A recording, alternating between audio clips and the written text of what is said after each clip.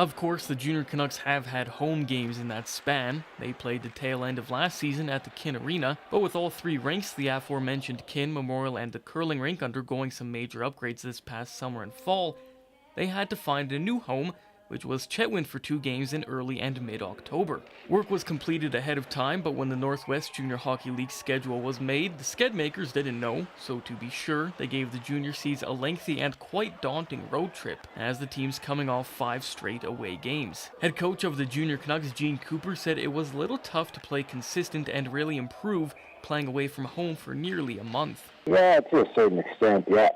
You do progress, but then you get tired of being on the road steady too, right? You need a break and you need some games at home. You need a change of scenery. It's difficult when you're on the road all the time. The Junior Cs are currently at the bottom of the league standings at 0-10, but they have 2 less games played than the Beaver Lodge Blades. The latter have won 2 of 12 this season, with both of their W's coming against Dawson Creek. Inconsistency has been a big part of the Junior Canucks' struggles. They've had some real close games with the top teams in the league, coming close to beating the North Peace Navigators and County of Grand Prairie JDA Kings, but haven't been able to put a similar effort out against the second-last Blades. To put it into perspective, in 10 games this season, Dawson scored 16 goals and given up 52, while Beaver Lodge in 12 games has scored 26, but conceded an astonishing 102, a goal differential of -76, worse than the Canucks by 40. Despite those stats, the Blades have beat the Junior Cs 4-0 in their first game of the season and 3-1 a few weeks after that. The game plan for Friday will be simple. Put out a similar effort the team knows they can and have versus the top teams. It's not focused. We need to play our game against Beaver Lodge,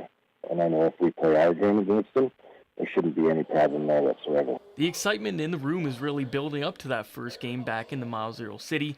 For the rookies, it'll be the first time they skate in Dawson Creek wearing a Junior Canucks sweater, but the night could mean more to the guys who've been with the team for a few years now. Everybody's ready to have a home game. Some of the veterans are really looking forward to playing at home now. This game against the Blades could be a real turning point. A grueling schedule is starting to get a little easier. 3 straight home games, of course, against the Blades Friday.